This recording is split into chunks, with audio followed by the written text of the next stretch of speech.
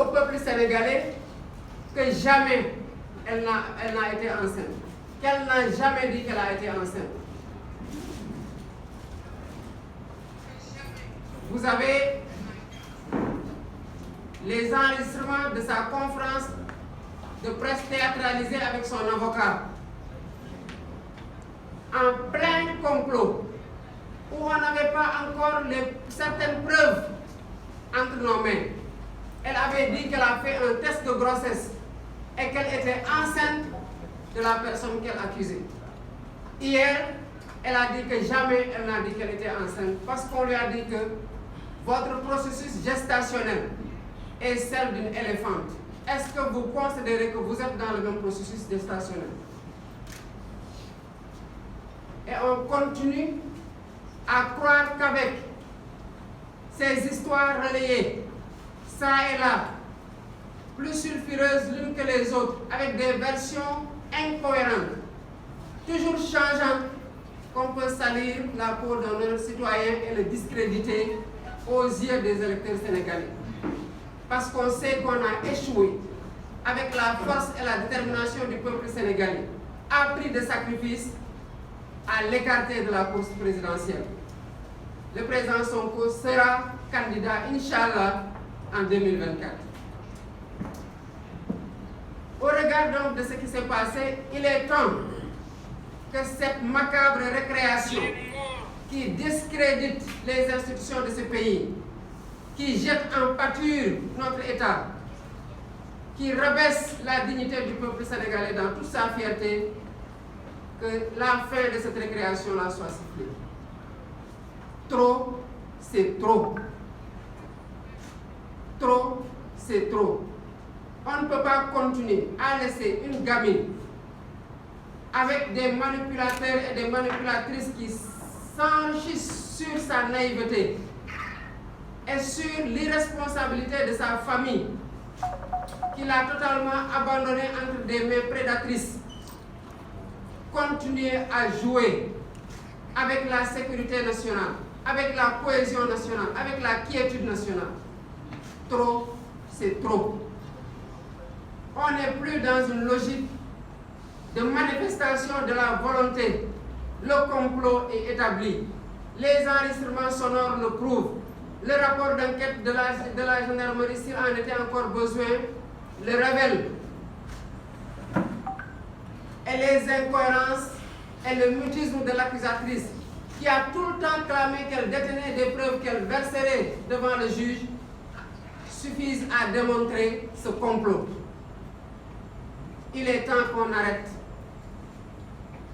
Et ce que nous demandons aujourd'hui, face au monde, devant l'opinion nationale et internationale, c'est la fin de cette persécution qui ne dit pas son nom. On convoque, on reconvoque. On auditionne à tout va un citoyen libre qui défère tranquillement à la convocation du juge.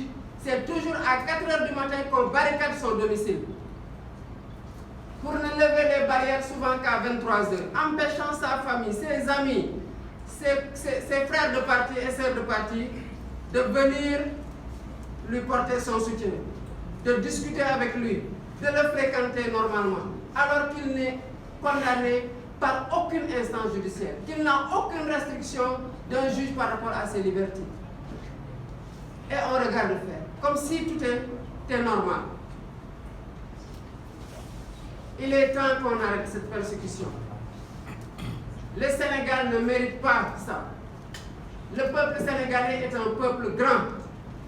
Il ne faudrait pas que, dans une parenthèse de 12 ans, qu'un homme qui n'est pas à la hauteur de cette grandeur nous rabaisse à son rang. Il faut qu'on refuse ça. Ce que nous demandons, c'est le non-lieu total pour siffler la fin de cette récréation. On n'est pas dans une logique de manifestation de la volonté, de la vérité, quand on refuse obstinément de convoquer à la barre des personnes que tout cite dans les rapports d'audition, dans les PV d'audition du même juge, comme étant des membres du complot. On ne peut pas être dans une logique de manifestation de la vérité quand on sélectionne les personnes qu'on veut entendre et qu'on se dispense de certaines personnes qui sont impliquées dans un complot qui nous a coûté déjà près de 20 morts, des emprisonnements à tout va. Tout ce qui a pourri davantage que ça le climat social, qui a porté un sacré coup de balafre à la cohésion nationale et consécutif aux événements de février-mars 2021. D'abord, vous convoitez un troisième mandat illégal, anticonstitutionnel et immoral. Mais vous manquez de courage pour affronter les candidats légitimes, les candidats légaux. Vous voulez être roi, mais vous ne voulez conquérir aucun empire, aucun royaume. Vous ne voulez affronter aucun adversaire coriace. Et après, on se vante d'être une république démocratique, une vitrine démocratique en Afrique. Ce n'est pas le cas. Et nous le constatons tous. Le non-lieu, c'est ce que le peuple sénégalais doit réclamer. C'est ce que nous, Pastef les patriotes, réclamons. Parce que cette théâtralisation des institutions, de la justice, a assez duré. Et nous jette en dérision face au monde entier. Notre dignité en tant que peuple, en tant que république sérieuse, qui veut se faire respecter dans le concert des nations, en a pris un sacré coup. Il est temps qu'on arrête. Et face au camouflet d'hier, devant une accusatrice mal préparée, de toute façon aucune préparation ne saurait suffire pour continuer à jouer cette pièce de théâtre. Aucune. Parce que les pièces du puzzle ne sont pas cohérentes pour être mises en harmonie. Il se défausse maintenant sur l'entourage du président Ousmane Sonko. Aujourd'hui, comme vous l'avez appris, on a arrêté notre frère Fadilou Keïta, coordonnateur du Némé Coutour, qui hante le sommeil du camp du pouvoir. Pour quel motif? Pour le motif d'une publication sur Facebook, pour laquelle en tout cas il a été convoqué il y a une semaine de cela, et puis relâché.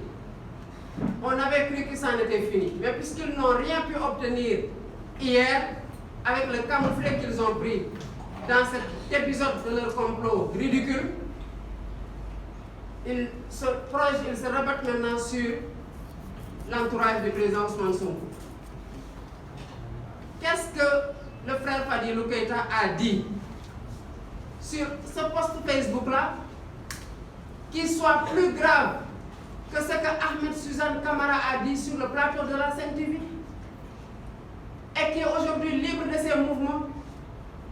Ahmed Suzanne Camara a dit que Didier Badji et Fulbert Sambou ont été tués ou qu'ils ont été noyés.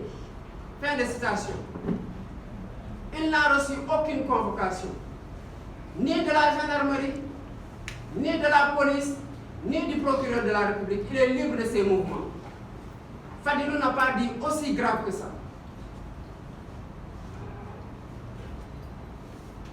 Fadilou n'a pas dit aussi grave que ça.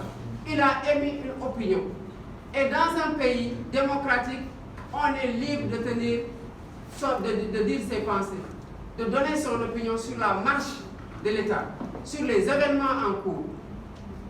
Et si ce qu'il avait dit était aussi grave que ça, il aurait été alpagué le même jour même. Et quand ils l'ont entendu, ils savaient qu'ils n'avaient rien contre lui. Ils l'ont laissé rentrer. C'est le camouflet d'hier qui leur a fait revenir à la charge. Parce qu'ils ne veulent pas rentrer produit par rapport à leur chasse perfide. Nous demandons sa libération immédiate et sans condition.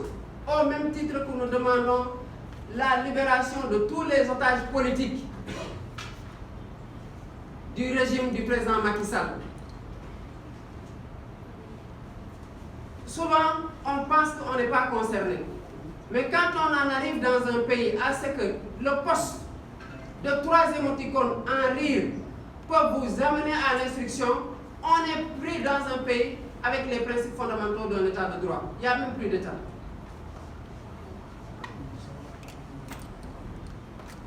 Aujourd'hui, c'est Fadilou. Hier, c'était Ousmane Diagne. Après l'invention d'une phase spéciale. Ensuite, ça fit le tour de Pape Ali. On passe des hommes politiques aux journalistes debout. Tous ceux qui ne font pas leur jeu, qui ne jouent pas leur jeu, qui ne font pas leur affaire sont traqués. On est aujourd'hui dans un deux poids, deux mesures avec un procureur qui a un regard unidirectionnel orienté vers Pastef les Patriotes. Ses leaders, ses militants. Pour un live Facebook banal, on vous arrête.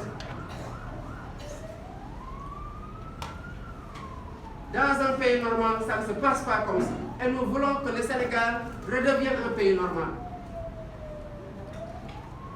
Ça peut être le tour de Fadilou aujourd'hui, demain celui de Bassirou Diomaye Faye. Mais après, quand on aura fini de se débarrasser de tous ceux qui peuvent avoir le courage de tenir une pensée contraire et de l'assumer face micro et caméra, qui d'autre va faire tranquillement son métier? Qui d'autre va dire ce qu'il pense? Quand on vit dans un pays où on n'a plus la liberté de penser, parce que penser et ne pas l'exprimer, ça vaut quoi? Penser pour le garder pour soi-même, ça vaut quoi? Quand on n'a plus la liberté de penser et de s'exprimer librement, c'est qu'on n'est plus libre soi-même, même si on est libre de ses mouvements. Nous demandons à ce que cette persécution qui a assez duré, il ne sera pas aujourd'hui encore l'occasion pour nous de dégrainer le chapelet de toute cette persécution-là, les actes constitutifs de cette persécution. Ils sont désormais connus de tout le monde. On attaque nos convois, on prend la garde la sécurité rapprochée du président Sonko en pleine audition. On l'appelle en confrontation, elle ne se passe pas comme elle le souhaitait, on prend le coordinateur du Némé-Coutour. Jusqu'à quand? Jusqu'à quand? Il est temps que cela cesse. Et tous ceux qui sont épris de paix pour ce pays-là, c'est le moment d'alerter. C'est le moment de dire stop. On ne peut pas arrêter Fadilou pour un post Facebook aussi banal et laisser Ahmed Suzanne Camara et le propriétaire de la page Batou de qui a encore dit pire, qui a fait une corrélation nette entre le portable de Pape Ali qui aurait été consulté et qui a parlé et la disparition des 2 militaires en disant que tous les militaires et gendarmes qui sont pro-Pastef seront traqués et les appelle les traites et qu'ils seront mis hors d'état de nuire. Celui-là aussi est libre de ses mouvements. Donc, c'est comme si les infractions ne concernent que les militants de Pastef. Hier, pour un banal live Facebook, on a arrêté Diop Taïf et Vito pour un banal live Facebook. Mais on laisse Ahmed Suzanne Camara après son appel au meurtre contre le président Ousmane Sonko.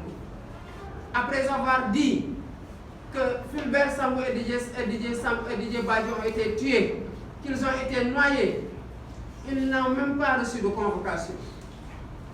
Moi, quand j'étais plus jeune, je regardais un film qui s'appelait Il faut sauver le soldat Ryan. À la sortie de ce film-là, j'avais une haute compréhension de la fraternité militaire. Enfant, on me prenait qu'on pouvait nous tuer, mais qu'on ne nous déshonorait pas. Mais ce silence approbateur face à des frères d'armes qui sont morts, y a-t-il plus grand déshonneur que ça? On est dans quel pays aujourd'hui? Le combat, la démocratie, c'est une affaire de gentleman. C'est une affaire de gentleman. Vous compétissez, vous laissez les autres compétir. Vous êtes arrivé au pouvoir par la voie des urnes. Vous avez dit vous-même qu'on ne peut pas laisser qu'on ne peut pas retomber dans la quête d'un troisième mandat qui nous a coûté 11 morts en 2011, que cela doit cesser. Et c'est parce que tu convoques un troisième mandat que tu persécutes tout le monde, avec toutes les conséquences dommageables que l'on note. Jusqu'à quand? Jusqu'à quand? Vous avez fini de diviser tout, le peuple, jusqu'aux institutions. Ce qui se passe à l'Assemblée nationale n'est que le reflet de la division du peuple. Parce que ce sont nos représentants, c'est nous qui les avons envoyés là-bas.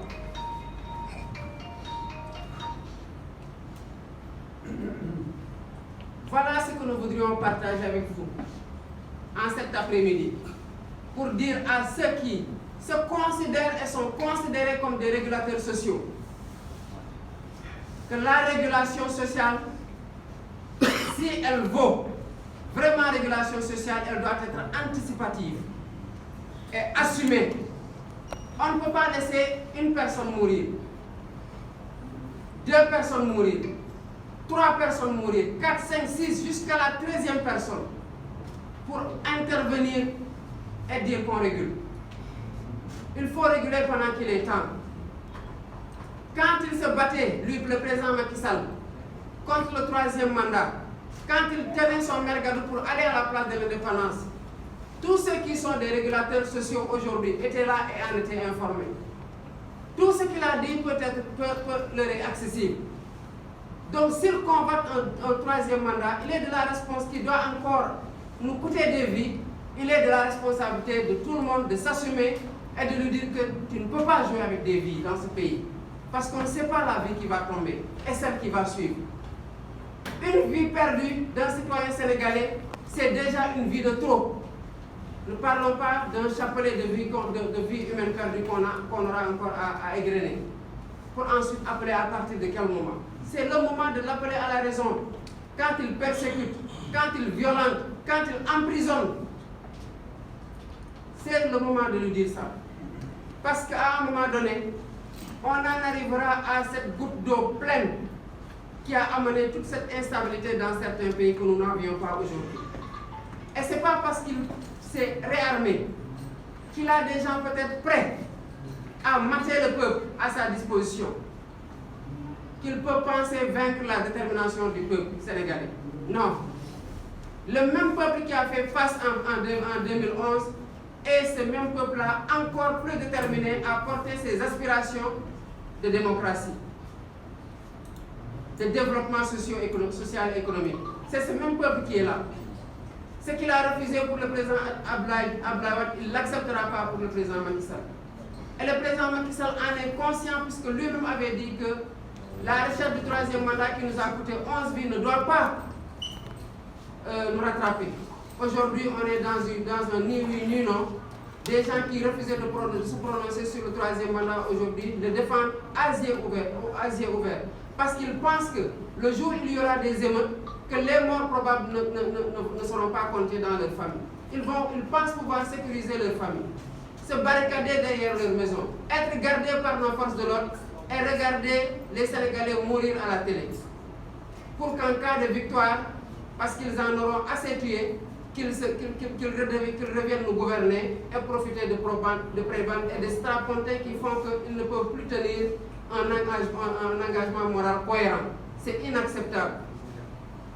Et ça ne peut pas continuer. Je vous remercie, c'était la version française comme vous l'avez remarqué.